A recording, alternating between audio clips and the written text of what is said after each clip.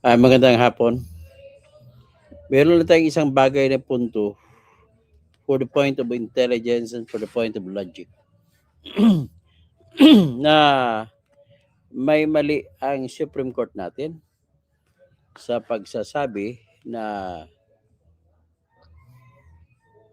kung ano ang dahilan kung bakit null and void ang pang-apat na impeachment na reklamo laban kay Sara Duterte. Tama ang konklusyon. Konklusyon ko ganun din. Pero mali ang dahilan na ginamit ng Supreme Court with due respect to the Supreme Court.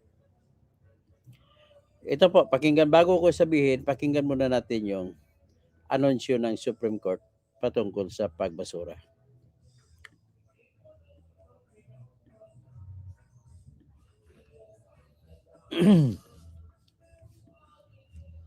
Ito, pakinggan nyo.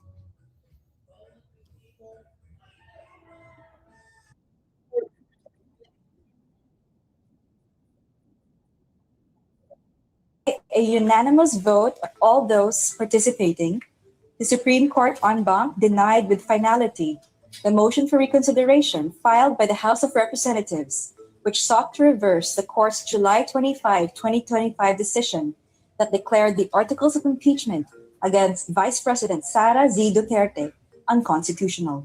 The SC says the complaints against the Vice President were blocked by the one-year bar rule on impeachment.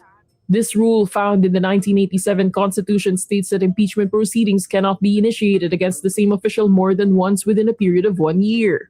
In total, Duterte faced 4 impeachment complaints before the House of Representatives. The first 3 did not materialize, and Duterte was impeached on the 4th, pushed by a resolution signed by more than 2/3 of all House members. The High Court's decision in 2025 said that the inaction of the first 3 complaints already triggered the one-year bar rule. So, yan po ang decision. The Supreme Court affirms its ruling that barred the impeachment proceeding. So, yan ang decision ng Supreme Court. So, ang tanong dito, tama ba yon? Tama yon pag-desisyon na talagang hindi na pwede ang pang-apat na reklamo na impeachment laban sa kanya.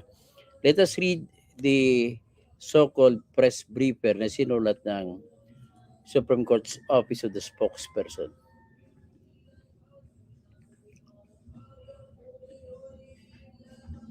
Ito yon.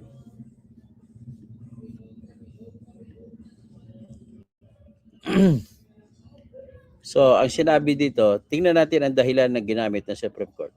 Yung kasi kanina, announcement lang eh. So, by unanimous vote of all those participating, the Supreme Court en banc denied with finality the motion for reconsideration filed by the House of Representatives, which sought to reverse the court's July 25, 2025 decision that declared the articles of impeachment against Vice President Sara Z. Duterte unconstitutional. Ano ba yung impeachment complaint na diniklara na null and void? Ito po yung pang-apat na pinirmahan ng 215 na congressmen. Sa batas po kasi, sa second mode of impeachment, kapag napirmahan na ng 1/3 or isa sa 3 bahagi na sa dami ng kasapi ng House of Representatives, ay automatic na magiging articles of impeachment.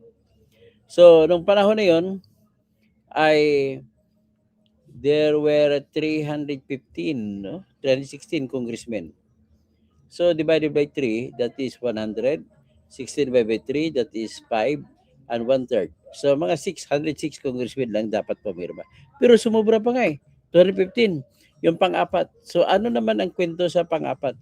Yun po ay pinirmahan at tinendorso noong February 5, 2025.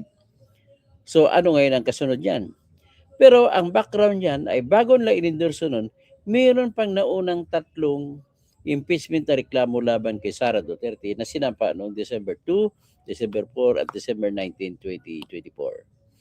So, alinsunod sa Section 2, Section 3, Paragraph 2 ng Article 11 ng ating Constitution, nagsasabi na kapag matanggap ang reklamong impeachment na ito ay beripikado, ibig sabihin may verification na pinirmahan ng nagreklamo at may endorsement o nag-endorso ang ang ah,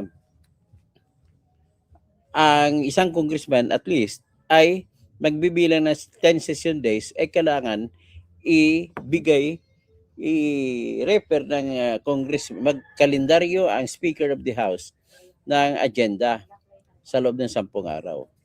At sa loob na yon, magdesisyon na sila sa loob ng 3 araw mula sa pag-agenda ay dapat i-refer nila sa proper committee. Na yung proper committee ay yung Committee on Justice. So, ang nangyari dun sa 3 ay hindi na-endorso, hindi man lang tinakel, hindi in-agenda hanggang February 5. Isinabay dun sa pangalawang complaint. So, ang tanong ngayon na naglalaban-laban ay ano ang mangyayari sa 3 naunang impeachment complaint? Actual ay hindi inendorso sa actual. So, ano ngayon ang mangyayari? Hindi rin siya kinalendaryo. Bagkus, isinabay ang pagkalendaryo noong sa February 5 na impeachment complaint na pinirmahan ng 1/3. At nung kinalendaryo nila, nagbuto-buto sila na ilagay lamang ito sa archive. Hindi dismissed ang kanilang termino na ginamit. So kung nilagay sa archive, anong ibig sabihin? E di, nakatago lang doon sa archive, sa cabinet nila. So nevertheless, wala pong actual na dismissal o pagbasura sa 3 naunang reklamo. Pero sigurado tayo na lumampas na po ang 10 session days sa 3 noong ikinasa ito ng February 5, 2025. So, dahil doon, nagdesisyon ng Supreme Court na effectively ay dinismiss ng House of Representatives yung 3 naunang reklamo. Kaya kung na-dismiss na, ay hindi na pwedeng magsampa ng bagong reklamong impeachment kasi nasasakop na sa loob ng 1 taon. Okay? So ito ngayon ang problema natin. Actually, tama lang na i-dismiss ang basura yung pang-4 na impeachment complaint. Pero anong problema ko doon? Ito po yung problema ko. Halimbawa, ngayon, may kakampi si BBM. May nagsampa ng reklamong impeachment. Kasi ang nagiging decision pala sa motion for reconsideration, binago ng konti ng Supreme Court ang kanilang sinasabi na kapag hindi na-aksyonan sa loob ng 10 session days, ang isang reklamong impeachment ay automatic na ito na magdulot ng paghaharang sa bagong impeachment complaint na isasampa sa loob ng 1 taon. Ngayon, kung na-refer in 10 session days sa kalendaryo ng plenary session o session na kung lahat ng mga kasapi ng House ay nandoon ay dumadalo, ay kung dapat i-refer siya sa 10 session days. Ngayon, kung hindi na-refer, at kung na-refer man halimbawa, at ang una sabihin natin kung hindi na-refer, automatic na dismiss at magbabawal na sa pagtanggap ng kasunod na bagong reklamong impeachment sa loob ng 1 taon. Pero sinabi ng decision na sa motion for reconsideration na kung naikalendaryo nga, pagkatapos hindi man lamang ni-refer sa loob ng 3 araw, 3 session days, automatic din na magbawal sa pagsampa ng bagong reklamong impeachment sa loob ng 1 taon mula nung panahon na dapat ay ni-refer siya. At pagkatapos, kung ni-refer na sa Committee on Justice at kung hindi nila madesisyonan sa loob ng 60 days, ay automatic na rin magharang naman sa panibagong reklamong impeachment complaint sa loob ng 1 taon. Yan. Ngayon ang tanong. Gilbert Labrador, ang tanong ganito. So, Gilly Ramirez, may tanong ako na matindi. Halimbawa, kakampi ko si Marcos, may nagsampa ng bagong impeachment complaint. Dahil kung ma-dismiss ang complaint, ay bawal na magsampa ng bagong complaint. So, ang gagawin ko lamang, dahil kakampi ko si BBM, may nagsampa ng bagong reklamo, hindi ko lang aksyonan.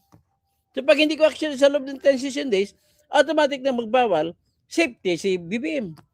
Hindi na matatanggal si BBM. Ganon ang kasamaan nitong desisyon ng Supreme Court sa bago. So, ibig sabihin, tama yung desisyon ng Supreme Court na ibawalan na yung pang-apat na reklamo, pero mali ang desisyon sapagkat ang dahilan nila ay automatic na naging dismissed ang tatlong impeachment complaint na mas naunang sinampa. Kaya bawal na yung pang-apat. Diyan ako may problema. Na mali po, with due respect, ang Supreme Court sa pagsasabi na gano'n. Dapat ang dahilan para bawalan ang pang-apat na reklamo ay ganito.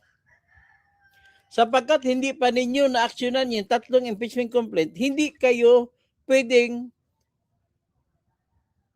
pumunta, automatic tumalon sa fourth impeachment complaint. Tapusin nyo muna ang pinakaunang complaint.